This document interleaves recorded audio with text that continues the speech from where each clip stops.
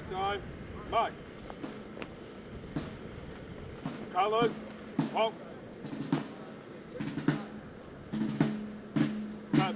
Feet.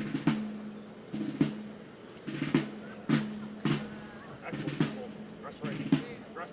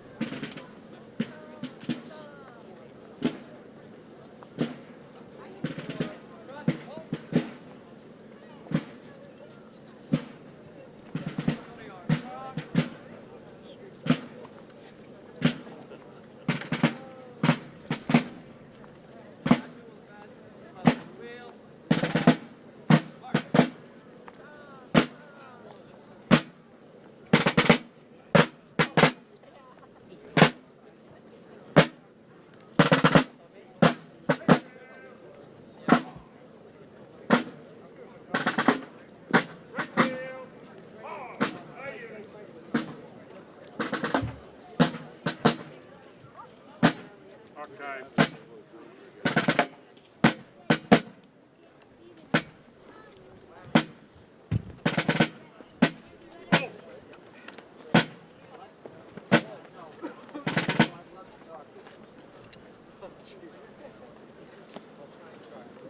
Commanders, bring your units to attention. In behalf of the city of Somerville and the Somerville Museum, welcome to Charlestown beyond the neck. Commanders, bring your units to present arms for the Somerville Mayor, Katjana Ballantyne. Arms. Present. Arms. Mayor?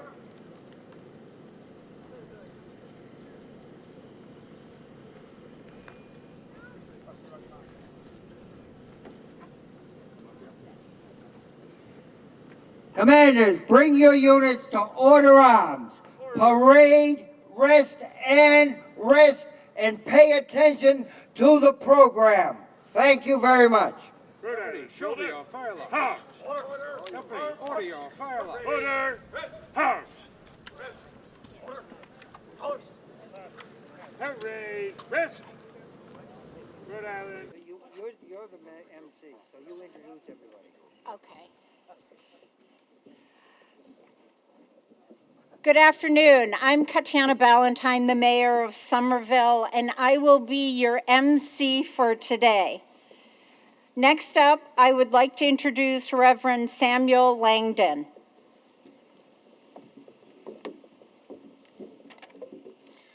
Good afternoon.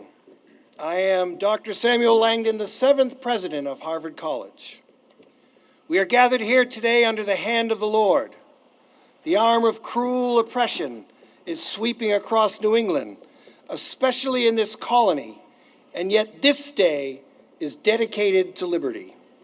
Liberty granted to us by the Lord God Almighty. As we give thanks to God that He has given us natural rights, with these natural rights we may form ourselves into a civil society and so provide for our common safety and advantage. The King George recently told us that our love of liberty precludes our love for him, and the king and his ministers will have no talk of liberty. We must keep our eyes fixed on the supreme government of the eternal King who directs all events. This is the first flying of our flag, a new flag for America. This is our America, soon to be bathed in liberty and free from tyranny. May the Lord hear us on this day of display.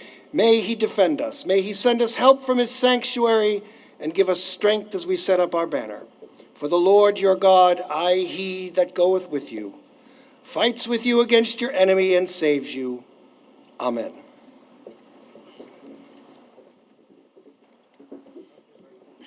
Thank you, Reverend. The Reverend is portrayed by Matthew Meese. So, good morning, everyone. Happy New Year. Happy New Year. Woo!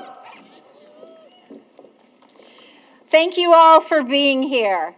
Thank you to Colonel Wilworth, the Somerville Museum, and the volunteers who made today possible as we mark this historic 250th anniversary moment here on Prospect Hill. 250 years ago today, General George Washington ordered the first American flag raised right here on Prospect Hill.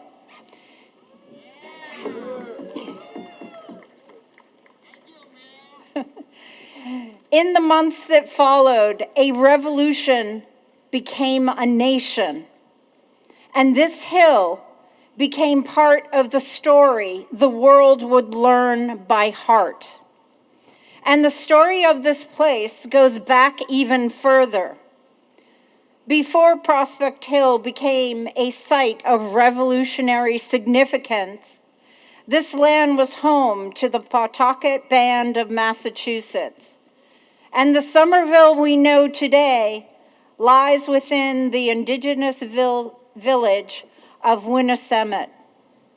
We honor that history and the peoples whose voices were too often ignored or erased. Thank you for starting the year here today in the cold with warm hearts and a very real commitment to the city we share. It is now my pleasure to introduce the Massachusetts militia who were present on Prospect Hill during the 1775 and 1776 siege of Boston. So I would ask... McGinn from the Bedford Militia. We would now like Colonel McGinn from the Bedford Militia to come forward and address the gathering. Thank you, Colonel Wilworth. Mayor, by the end of April 19, 1775, thousands of militia had answered the alarm after the British retreat from Concord, and thus began the siege of Boston. In June 1775, as the British prepared to break the siege, colonial leaders ordered fortifications on the Charlestown Peninsula. Colonel Prescott led 1,200 men to build a redoubt, ultimately on Breed's Hill, resulting in a British Army attack on June 17th that took 3 waves of attack. One of the local units, Colonel Gardner's regiment, moved from Leechmere Point across Charlestown Neck to support the fighting. 2 of Gardner's companies, including many Charlestown men, held the stone wall along the Mystic River, where some of the fiercest fighting took place. As powder ran out and the redoubt fell, Gardner's regiment provided cover fire that allowed the retreat from Breed's Hill to Bunker Hill. General Putnam retreated and regrouped on this very ground that we stand today, Prospect Hill, and held the line until the British evacuation in March 1776. Subsequently, in July 1775, General Putnam installed a flagpole from a captured ship's mast on top of Prospect Hill, the highest point outside of Boston, creating a visible point able to be seen by all. I would now like to introduce the units whose lineage was present in the Continental Army during the Siege of Boston, to have their colors step forward and dip. U.S. Army's oldest units, the Massachusetts East Regiment 101 Engineers, dating back to 1636. The Massachusetts South Regiment 101 Artillery, dating back to 1636. The Massachusetts North Regiment 181 Infantry, dating back to 1636. And the Massachusetts North Regiment 182 Infantry, 1636. The Ancient and Honorable Artillery Company, 1638. His Majesty's 10th Regiment of Foot, 1685. The Bedford Minuteman Company, 1775. The Rhode Island Militia, Kentish Guard, 1774. The Varnum Colonial Lineage, 1774.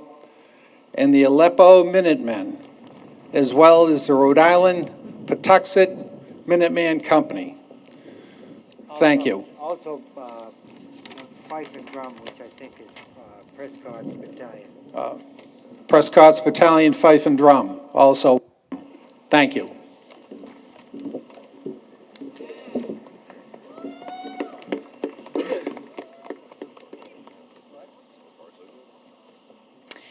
Upon assuming command, General Washington assigned Brigadier General Nathaniel Greene of Rhode Island to Prospect Hill.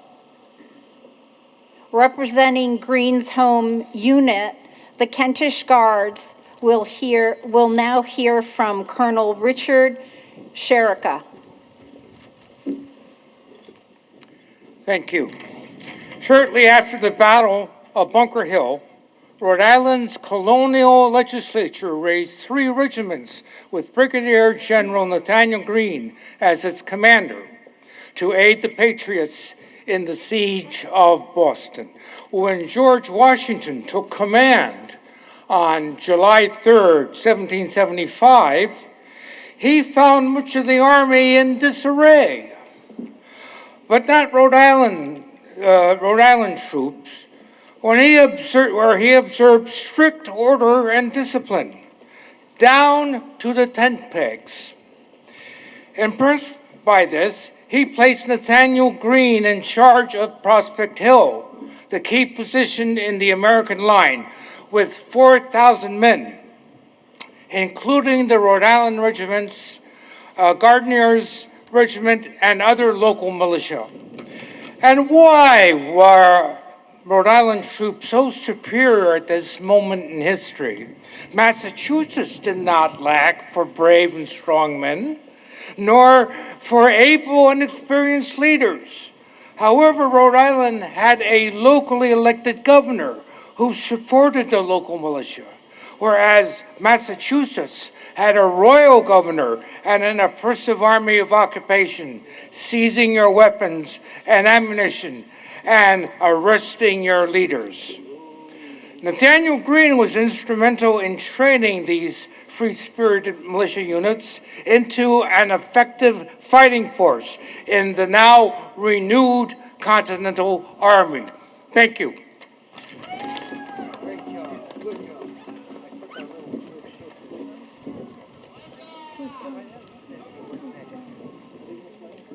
You got, Okay. we now got, introduce. Introduce his name. Good morning. Anybody cold? Want to sing? First, we're going to hear from the band. They're going to play a little bit of Yankee Doodle, and then we are going to sing it together. That's the one.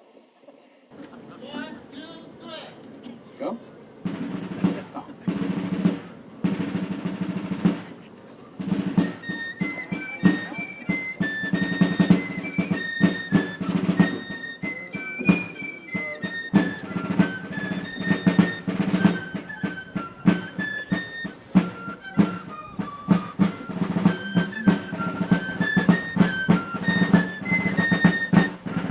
and I went down to camp along with Captain Gooding. And there we see the men and boys as thick as hasty pudding. Yankee Doodle, keep it up, Yankee Doodle dandy. Mind the music and the step, and with the girls be handy. And there we see 1,000 men as rich as Squire David. And what they wasted every day, I wish it had been saved. Yankee Doodle, keep it up, Yankee Doodle dandy. Mind the music and the step, and with the girls be handy. And there was Captain Washington and gentle folks about him. They say he's grown so tarnal proud he will not ride without them. Yankee Doodle, keep it up, Yankee Doodle dandy. Mind the music and the step, and with the girls be hand. One more time. Yankee Doodle, keep it up, Yankee Doodle dandy. Mind the music and the step, and with the girls be handy.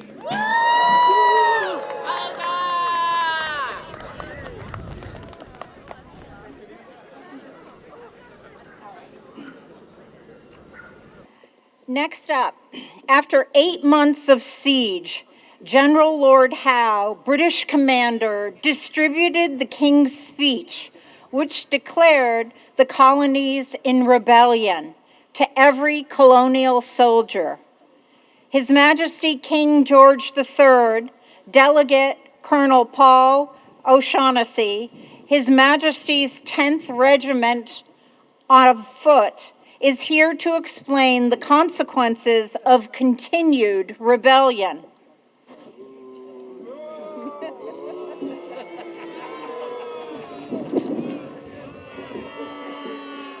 Thank you so much. Thank you for this warm, warm reception on this wonderful, warm day. And thank you for the opportunity to be the voice of reason and sanity in these difficult times. If you carry on in this manner, God only knows where it will lead. I bring with me, and I've brought, just because it's a tough crowd, I have a little protection here. I love you too. Ah, sir, good to see you. Mr. Washington,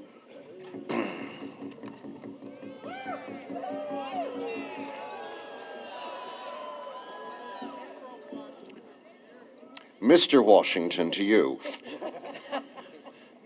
I bring with me King George's glorious speech to the combined Houses of Parliament. The voice of reason. From Friday, the 27th of October, 1775, my lords and gentlemen, those who have successfully labored to inflame my people in America by gross misrepresentations and to infuse into their minds a system of opinions repugnant to the true constitution of the colonies and to their subordinate relation to Great Britain, now openly avow their revolt, hostility, and rebellion. They have raised troops, as you see, and are collecting a naval force, and they have, of course, seized the public revenue. They always do that. Many of these unhappy people still retain their loyalty, yet the torrent of violence has been strong enough to compel their acquiescence till a sufficient force shall appear to support them. The authors and promoters of this desperate conspiracy, sir, I'm looking at you, have meant only to amuse by vague expressions of attachment to the parent state, protestations of loyalty to me, all the whilst preparing for a general revolt.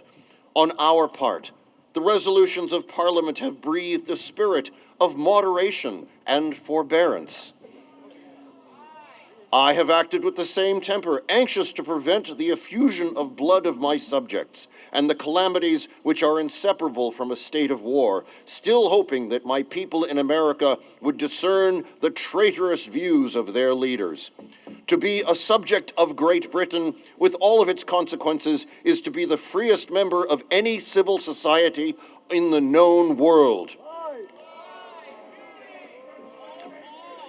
The rebellious war now levied has become more general and is manifestly carried on for the purpose of establishing an independent empire. I need not dwell upon the fatal effects of such a plan. The object is too important, the spirit of the British nation too high, the resources with which God hath blessed her too numerous, to give up so many colonies which she has planted with great industry, nursed with great tenderness, encouraged with many commercial advantages, and protected and defended at much expense of blood and treasure. When the unhappy and deluded multitude, yes, you, shall become sensible of their error, I shall be ready to receive the misled with tenderness and mercy, to remove as soon as possible the calamities which they suffer. I shall give authority to grant general and particular pardons and indemnities, to receive the submission of any province or colony which shall be disposed to do return to its allegiance as if such province or colony had never revolted. What have you not heard more reasonable and calming words in your life? Listen to this. These are words of wisdom. Know your place. 3 cheers for His Majesty. God save the King. Hip, hip. God save His Majesty.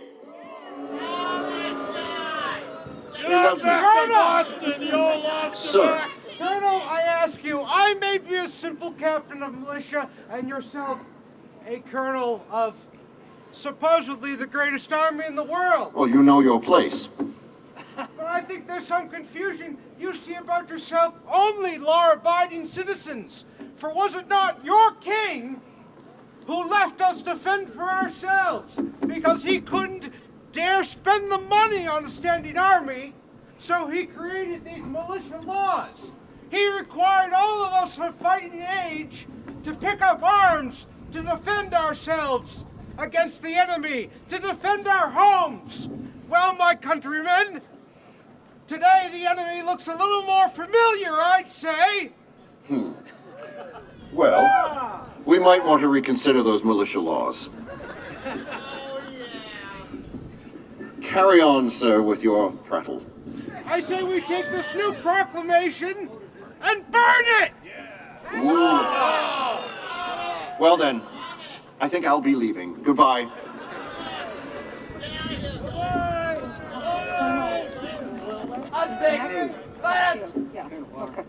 Okay.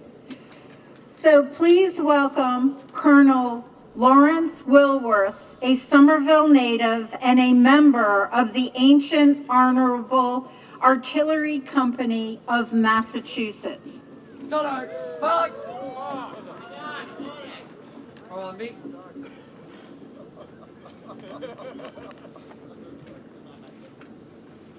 We don't need undue influence in front of us. On behalf of all the men and women of the U.S. military, past and present, let us extend to you a fraternal greeting for our new year.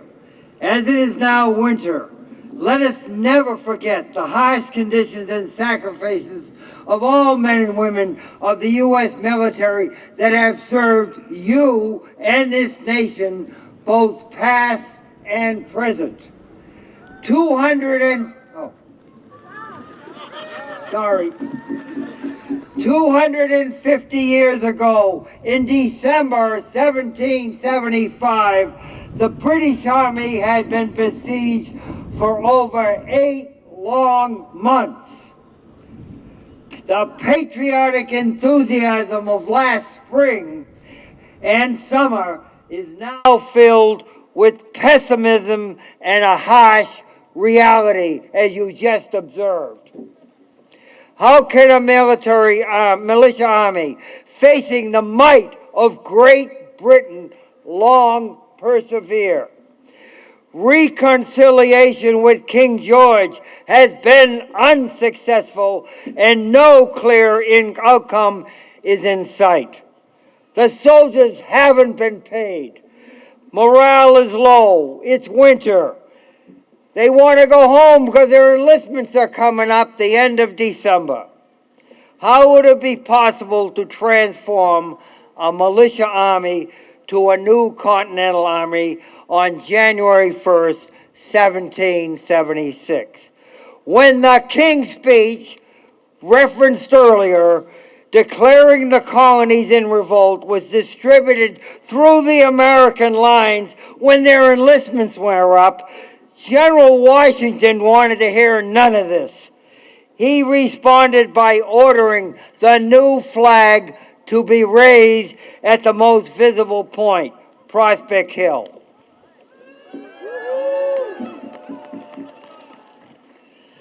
Soldiers of the Continental Army did re-enlist. The militia army was successfully reorganized into a Continental Army. Henry Knox's noble train of artillery arrived weeks later, forcing a premature British evacuation of Boston, the first colonial victory of the Revolution. The pessimism of a month before, within a few short weeks, changed into a firm resolve. The colonists, formerly angry British citizens, have been transformed into independent Americans. This victory and the publication of Common Sense made independence a feasibility. Today we are honored the units that participated in this great event with their unit colors. We are particularly honored by the presence of the American oldest military units and the 388-year-old Ancient and Honorable Artillery Company of Massachusetts. We are honored our fellow companions, Captain Commanding General William Heath and William Dawes, who actively served in the Continental Army during the American Revolution during the Siege of Boston, 1775 to 1776. I want to personally thank all military organizations here today, as identified earlier, who continued our history, heritage, and traditions. Thank you, and God bless America!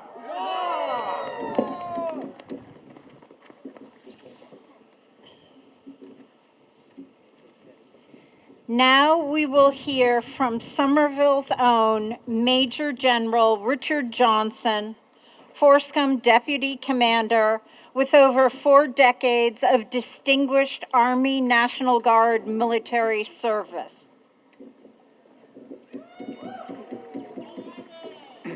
Thank you. Thank you. Good afternoon, everybody. Everybody relax. It's only going to be 30, 35 minutes or so. Honestly, I'm honored to be here. Friends, neighbors, guests, Mayor, thank you all for gathering here to remember a moment that helped give visible shape to an idea that would change the world. On this ground, here on Prospect Hill, January 1st, 1776, you've heard American forces raised a flag that told a watching world that something new was underway. For me, this hill isn't just a historic landmark, it's personal. I grew up in Somerville, within view of Prospect Hill. As a kid, I saw it every day. It was simply part of the skyline, part of what home looked like. Like many of us, I didn't fully understand what it meant at the time. Only later did I come to appreciate that I had grown up in the shadow of a place where history quite literally raised its head and announced itself to the world. That perspective, that history, is not something distant or abstract, but something you live alongside. It makes today especially meaningful. Imagine this place 250 years ago. I'd imagine that it was a day much like this one. It's winter, the ground is frozen hard. The wind and the cold are numbing. Soldiers stand here like they do today. Many of them farmers, laborers, and craftsmen, ordinary people who had taken up arms, not for conquest, but for principle. They couldn't have known that day that just a few weeks later, on March 17th, they'd accomplish what many thought impossible. They forced the British evacuation of Boston. You know the story of Colonel Knox and the cannons that came all the way across the frozen ground, 250 miles from Fort Ticonderoga, to reinforce the siege of Boston. The winter was cold, supplies were scarce, and risk was constant. Risk in the lives of everyone who chose to serve. But the colonists stood firm and they held this ground. Here they stood, knowing that they were being watched.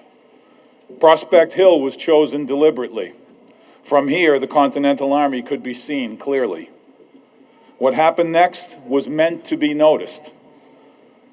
On that New Year's Day in 1776, the Army raised what we now call the Grand Union flag.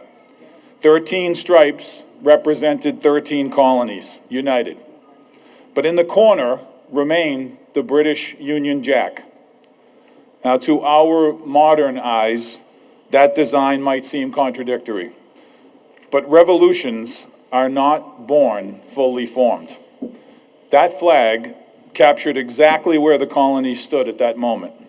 United in resistance, committed to shared action, but still navigating the final break from British rule.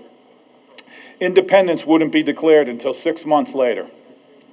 What mattered most that day was not perfection, it was unity. For the first time, American forces stood beneath a single banner. This wasn't just symbolism, it was strategy. It told the British that these colonies were coalescing and coordinating action around a common cause.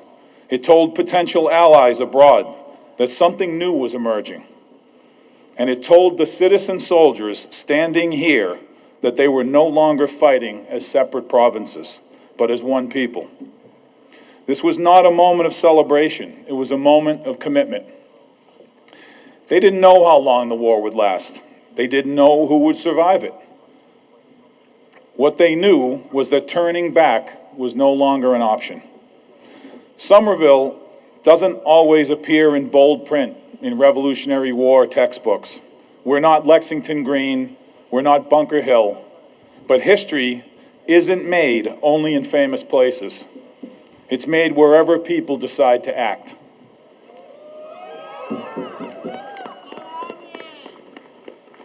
Prospect Hill reminds us that Somerville has always been a part of the American story, not on the margins, but at a critical vantage point, a place where resolve can be seen, where decisions carry consequences far beyond town lines. Standing here today, we benefit from knowing how the story turned out. But the people who raised that flag did not. They lived with uncertainty. They disagreed with one another. They worried about their families, their livelihoods, their futures, and yet they stood. That is the through line from 1776 to now. Democracy has never been self-sustaining. It depends on citizens who participate, who engage, who argue honestly, and who place the common good above personal convenience. That first flag did not represent a finished nation. It represented a promise and a responsibility. That responsibility feels especially close to home here in New England. This region has always punched above its weight, not because of size or wealth, but because of civic culture.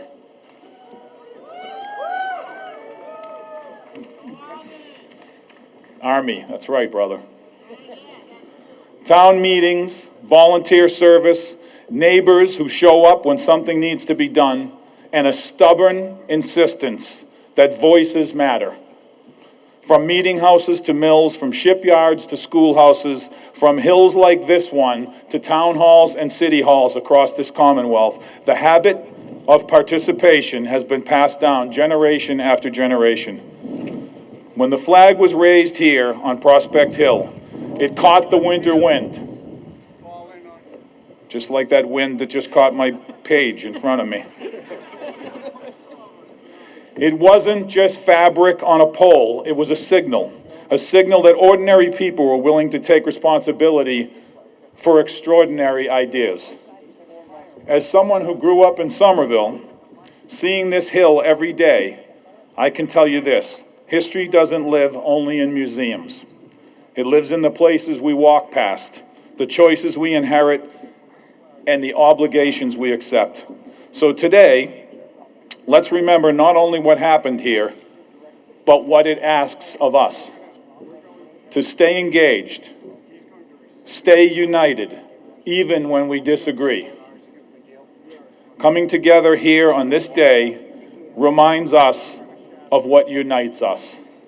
At a moment in our history when we spend so much of our time talking about what divides us. Carry forward the New England tradition of service, participation, and quiet resolve, because the work that began on this hill was never meant to end here. Thank you, and Happy New Year. Thanks. Thank you.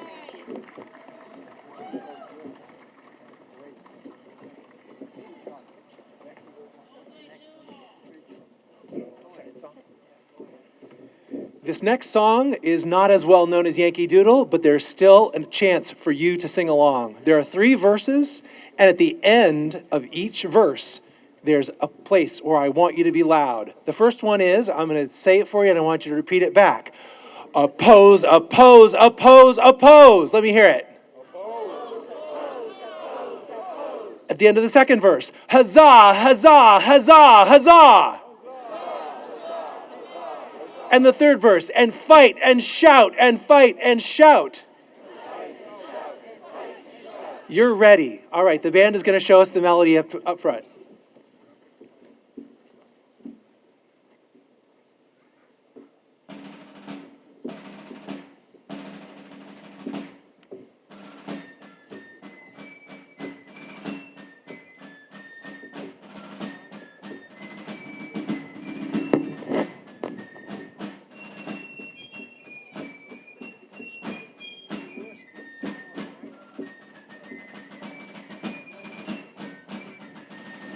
The seat of science, Athens, and earth's great mistress, Rome, where now are all their glories, we scarce can find their tomb.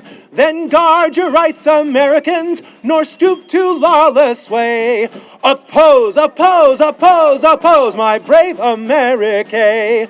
Torn from a world of tyrants beneath this western sky, we formed a new dominion, a land of liberty. The world shall own their masters here, then hasten on the day. Huzzah, huzzah, huzzah, huzzah for brave America.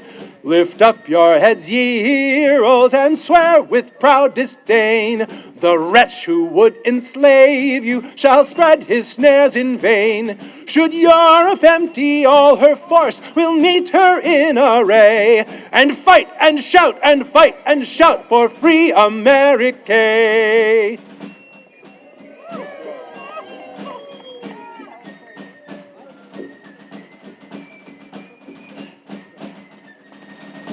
Woo.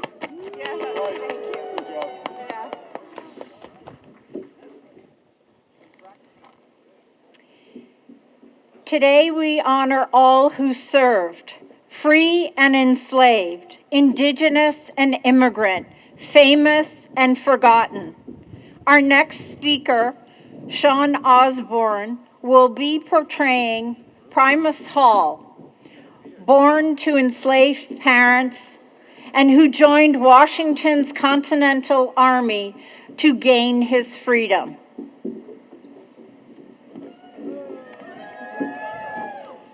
Good afternoon and Happy New Year. It was so cold last night that it reminded me of back in, what was it? It was December of 1776.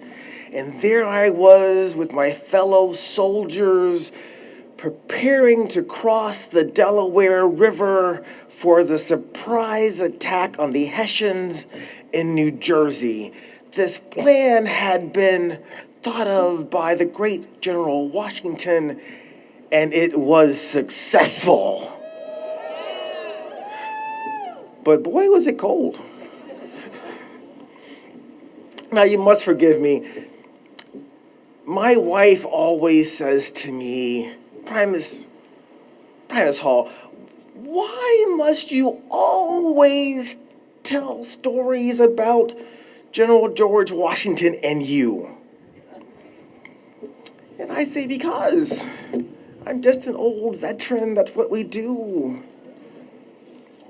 You see, 250 years ago, in January of 1776, I was a 19-year-old new recruit into the Continental Army, and General George Washington was having his first command of the Continental Army. And while serving here, well, not here, where was I? Oh, right, I was on Winter Hill. So I was on Winter Hill protecting that fort. And when I wasn't guarding that fort, I was hanging out with my fellow soldiers from the 5th Massachusetts. And of course, we talk and we drink and we talk and we drink. And some of them had fought on April 19th, 1775 in the Battle of Lexington and Concord, and others had fought at Bunker Hill. And I, of course, was the new guy soaking it all in. And they said, well, you know that great guy over there you see, General Washington on his horse? When he first got here in July and he saw this army, he said, what are all those black folks doing with arms? What is going on here? I am no longer in Virginia. And over time, he heard the stories of the Black Patriots and their heroism. He heard about Prince Estabrook from Lexington, who was shot on Lexington Green in the shoulder and still fought at Bunker Hill. He heard about Peter Salem, who fought at Bunker Hill and fired that famous shot that killed Major Pitcairn. And he thought, well, maybe I'll be more concerned about those folks in red than with the complexion of the soldiers that are fighting with me. And so then what happens after this great victory here, the siege of Boston? Peter Salem and I and others, we followed the general to New York in that campaign, and then we also fight with him in the Battle of Trenton. And over, what was it? How long was that war? 8 years, right? So over the 8 years of that war, over 2,000 black men from Massachusetts fought as part of the Continental Army. Yes, they're great, but I'm the only one, black, white, indigenous, hello, thank you, who fought with the great General Washington here in Somerville, in New York, in Trenton, and in Yorktown. That's right, that was me. And you would think, with all of that when it came time for me to get my pension, that it'd be easy, right? They'd hear my stories, they'd say, oh, what a great guy. But no. First, I had too much money. Can you believe that? Too much land on Beacon Hill. It's true, I did. I had so much money that Ezra, my master when I was an apprentice, he wasn't doing well. And so I bought a farm in Danvers, and I paid the taxes for him until he died. But as you get older, you'll lose the ability to make money. And so it was time for me to apply for my pension, and the commissioner of pensions said, no. And they said no again. And then he said no again, because for many reasons.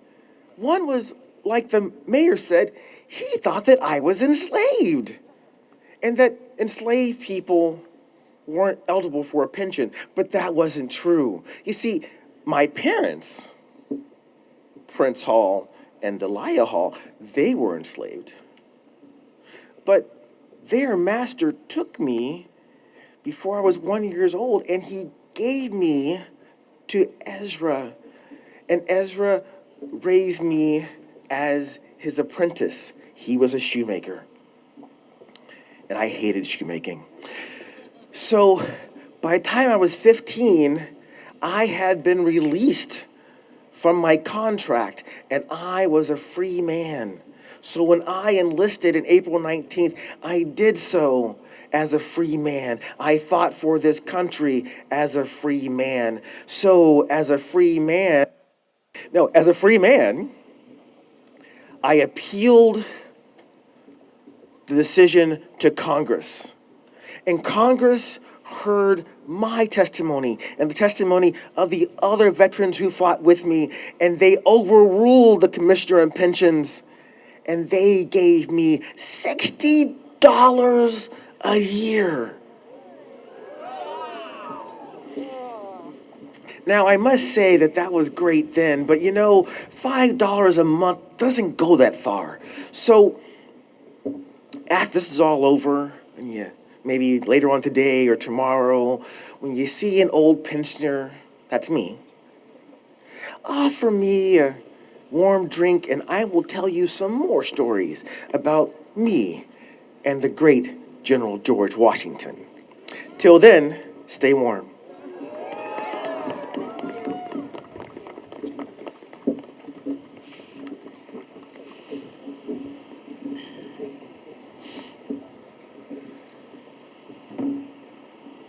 Next, Phyllis Wheatley, the first published African American poet, was enslaved in Boston when she wrote, "To His Excellency, General Washington," in 1775.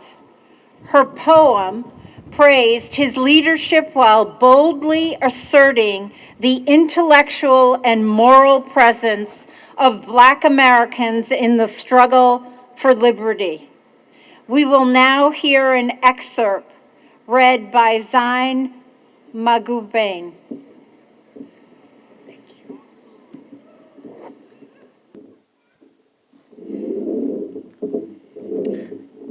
Good morning, friends. I would like to read to you from a poem I have written to honor His Excellency, General Washington. Muse, bow propitious while my pen relates how pour her armies through 1,000 gates. In bright array they seek the work of war, where high unfurled the ensign waxes in air. Shall I to Washington their praise recite? Enough, thou know'st them in the fields of fight. Thee, first in peace and honors, we demand, the grace and glory of thy martial band. Famed for thy valor, for thy virtues more, hear every tongue thy guardian aid implore. Fixed are the eyes of the nations on the scales, for in their hopes Columbia's arm prevails. Anon Britannia droops the pensive head, while round increase the rising hills of dead. Ah, cruel blindness to Columbia's state, lament thy thirst of boundless power too late. Proceed, great chief, with virtue on thy side. Thy every action let the goddess guide. A crown, a mansion, and a throne that shine, with gold unfading, Washington be thine.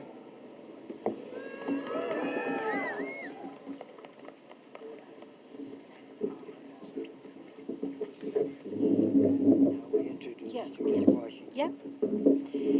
It is now my honor to introduce General George Washington.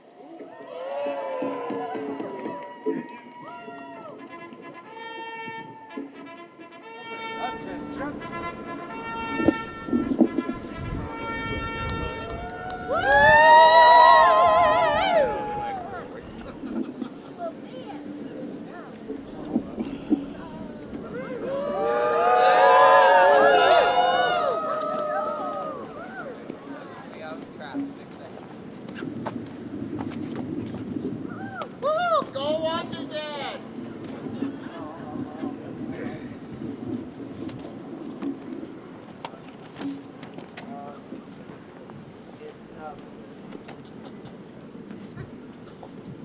I will now have the senior military representative here to present the Great Union flag in behalf of the Second Continental Congress.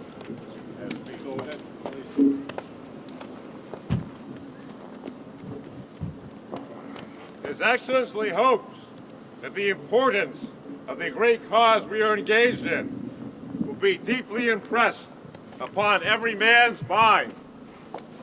Let us therefore, when everything dear and valuable to free men is at stake, when our unnatural parent is threatening us with destruction from every quarter, endeavor by all of the skill and discipline in our power to acquire that knowledge and conduct which is necessary in war.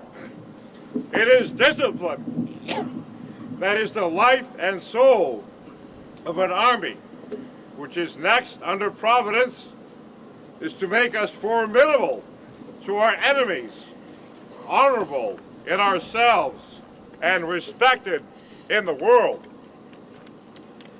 Mr. Henry Knox is making great progress with his noble train of artillery, the heavy siege guns from Fort Ticonderoga. I expect him to arrive with the 58 guns this very month. Future historians will marvel at his achievement and compare him to Hannibal crossing the Alps. I assure you, those guns will speak loudly soon. By authority granted by the Second Continental Congress, I hereby direct these continental colors, henceforth called the Great Union Flag, be raised on Prospect Hill, the most visible position in the American lines.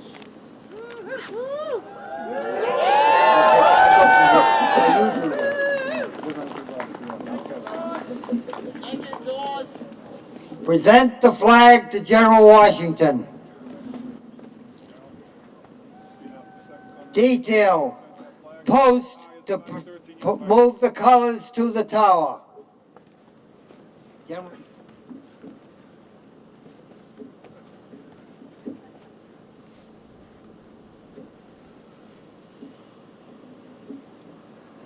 Commanders, bring your units to attention and present arms for the new colors. Artillery, attention! Ha! Color bearer, retire the Union Jack. Somerville Department of Public Works, raise the colors!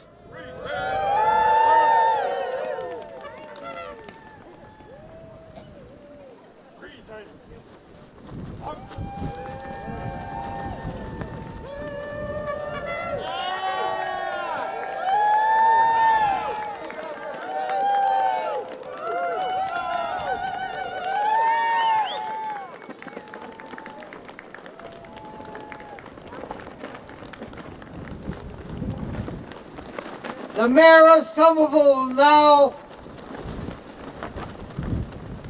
read us the Pledge of Allegiance. Please, everybody, the Pledge of Allegiance.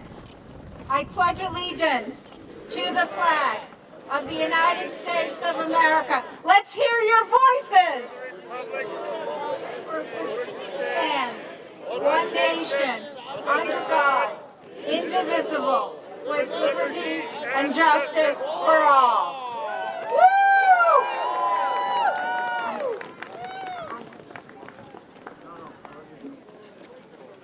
Commanders, bring your units to order arms. Order! Order! Honor guard, render a salute for the new flag. Color! Freeze! Arms!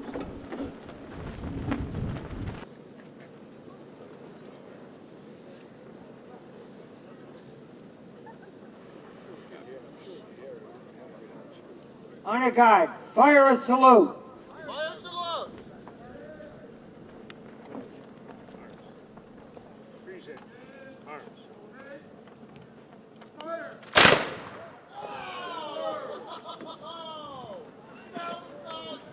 Units, address your colors.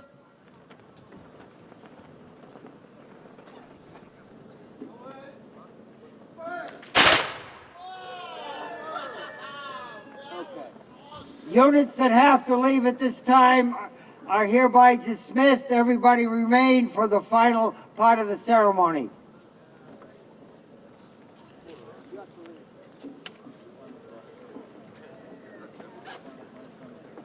Before we close, I want to thank everybody who made today possible. I do want to start by acknowledging our elected officials who are with us today.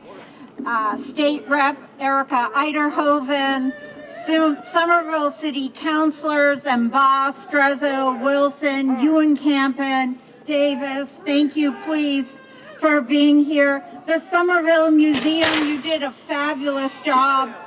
The City of Somerville, DPW, the Somerville Police Department, participating units, reenactors, musicians, volunteers, city staff supporting today's events.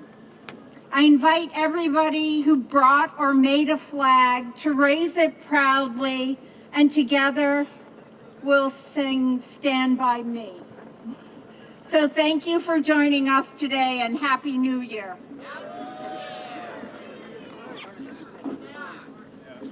I brought a friend for this one, but please sing along. Colors. Engines. Preset. Arms.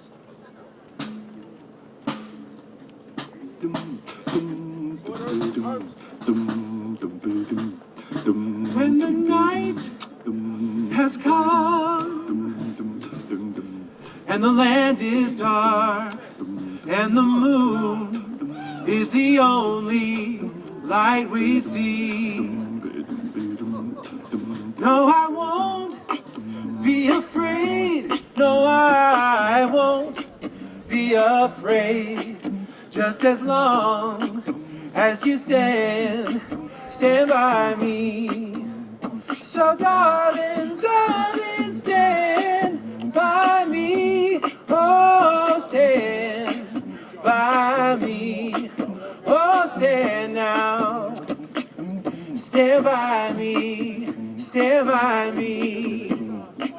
If the sky that we look upon should stumble and fall, or the mountains should crumble to the sea,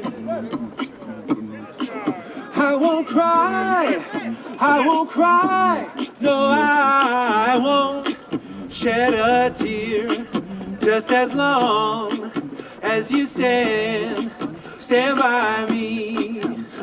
So darling, darling, stand by me, oh, stand by me, oh, stand now, stand by me, whenever you're in trouble, darling, stand